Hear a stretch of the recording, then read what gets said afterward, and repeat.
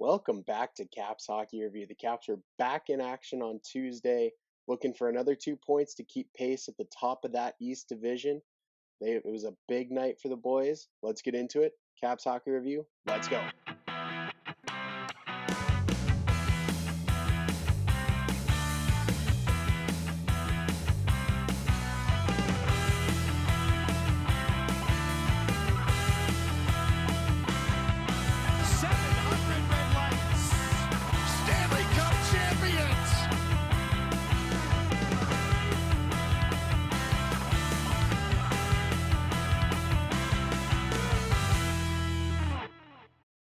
And off we go, underway again. Well, as I said, the Caps had a big night on Tuesday. Flyers coming into town. The Caps looking a little better after that performance against Boston, kind of raising expectations a little bit. If you didn't catch it, they beat Boston 8-1 on Sunday. They're looking for another big performance here. They need to follow it up with another good one. Well, that's exactly what they did. So, coming into this, again, it's kind of an odd situation. It's not like the Flyers are missing any big pieces in their lineup. The problem for them is that they have struggled the last month, 6 weeks. They seem to have hit their peak at the beginning of the season, and now it's the momentum's gone, the wave's gone, and they can't seem to get back on track. So this is another good opponent for the Caps in the way that it's kind of a danger team a little bit. This team is getting desperate. The Flyers are not mathematically out of the playoffs yet, but the Flyers need to find a way to win some games, and Washington needs to find a way to keep from losing to teams like this. So, here we go. It was a great start for the Caps. It really was. We're going to see Anthony Mantha slot in right away, traded on Monday, in on Tuesday. Great. Ilya Samsonov gets the start for the Caps. That rotation continues. 50-50 split for Vanacek and Samsonov. So, it's all about the first period here for the Caps. This has been an area where when they struggle, they're not good in the first period. And they were really, really good in this first period. They got a couple power plays that turned into goals for them. Connor Sheary scored a great goal off just an incredible offensive zone possession for the Caps. Just possession, keeping it in, working hard, and it finally goes in for them. That's an awesome way to start this game for the boys. Now, at the other end of the ice, a couple minutes later, Ilya Samsonov plays the puck behind the net, turns it over, and it leads to a goal for the Flyers by James Van Riemsdyk. Now, this is a weird spot because we've seen both Caps goalies give up goals like this in this season so far. So it becomes about how is this guy going to respond? Is he going to turn around, grab a sip of water, and move on to the next save? Or is he going to fall apart? Well, he moved on to the next save. He moved on to the next 20-some saves because he didn't let in another. So a great bounce back for Ilya Samsonov. The Caps, as I said, would get to the power play twice in the first period, and they would cash in both times on goals from Tom Wilson and Nicholas Backstrom. Anthony Mantha's first point, a secondary assist on the Wilson goal. So he's off to a good start in DC. The Caps got another one late for good measure. Fourth goal of the period, Carl Hagelin. I love it when this guy scores. He works his butt off every single night. He does a lot of those things that don't show up on the score sheet. Does a lot of things. They're not pretty. They're not glamorous, but it helps the team win. He probably is the hardest working guy on the ice every night. Love it when this guy scores. Great to see it. Off to the second period.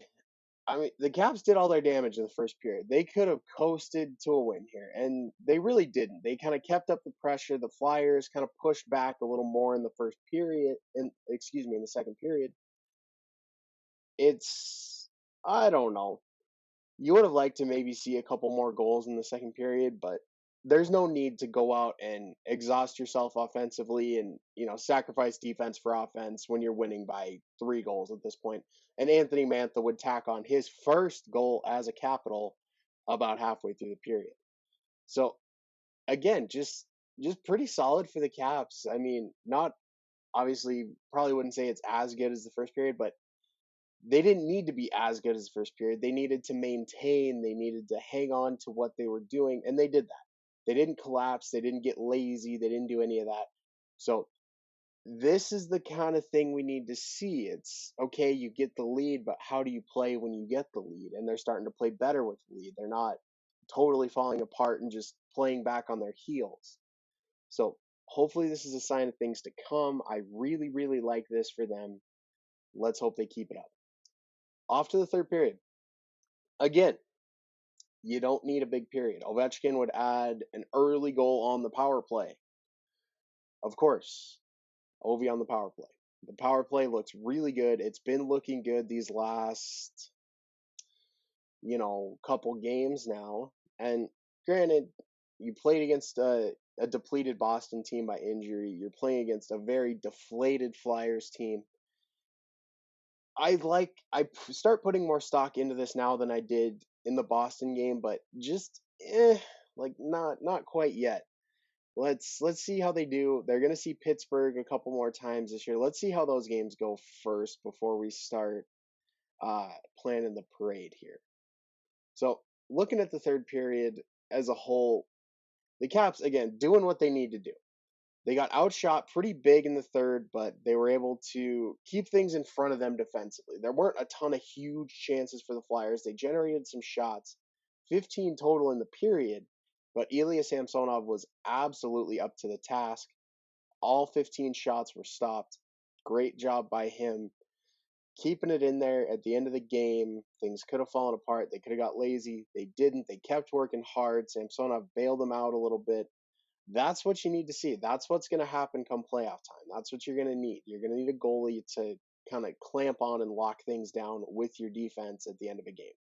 So, pretty encouraging signs here. Like I said, let's not get too excited just yet. We got a ways to go. Definitely some better teams are going to see in the playoffs, depending on how the seeding falls. Could be Pittsburgh first, could be the Islanders first, could be the Bruins first. Who really knows yet? But good performances are what we need to see. It doesn't necessarily matter. It matters a little bit who they're playing, depending on who's in the lineup for each team. Like they're going to see Buffalo on Thursday. At this point, I imagine Buffalo is probably going to have some minor league guys in the lineup. For the Caps, in these games, it's just a matter of staying focused and not looking past an opponent. And that's kind of what we'll be looking for on Thursday. But we're not quite there yet. Let's wrap up Tuesday first. So notable stats for this one. Capitals outshoot the Flyers 32-30. They haven't outshot an opponent in a while. They didn't even outshoot Boston on Sunday in that dominant win. So outshooting an opponent, that's a good start. The power play, 3 for 3. Okay, this power play is starting to come back around. They hit a dry spell. They hit they hit more than a dry spell. They hit a freaking desert with that power play. They managed, I think it was 1 goal in 7 games. It was pretty rough there for the power play, but like I said, with the power play, with the rest of the scoring, with the rest of the team, don't get too down. Don't start changing everything you're doing. Don't panic. Just keep working at it, working hard, and eventually it'll come for you. And that's what looks like is happening now. Caps PK continues its dominance. Held the Flyers 0 for 2. This Caps penalty kill has been very, very good all season, even in the down times. This is what we need to see as well. This is going to be big in the playoffs. Teams that are good on special teams in the playoffs usually have the most success. There are some anomalies to that, of course, but generally, good special teams lead to playoff success. Hit-wise, the Caps, not as many hits as we're used to seeing, only about 17. They still managed to out-hit the Flyers by 2. That's still a pretty good accomplishment. The Flyers, kind of similar to the Bruins, play a physical style. They want to hit you. They want to make you work hard. They want to make it painful for you, or as painful as possible. So a good job by the Caps there. And probably my favorite stat of the night. The Capitals won 57.6% of their faceoffs. Wow. That is an impressive margin. And against a team in the Flyers who are statistically pretty solid in the faceoff circle. So it's really good to see that. That's very exciting. This team is going to need to win more faceoffs.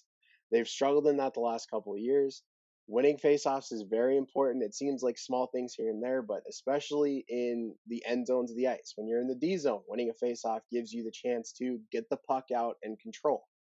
Winning it in the offensive zone, same. Well, it doesn't allow you to get the puck out, but you control the puck. It allows you to set up a look for a goal. Winning faceoffs is hugely important. It's a sometimes overlooked aspect to the game. This is good.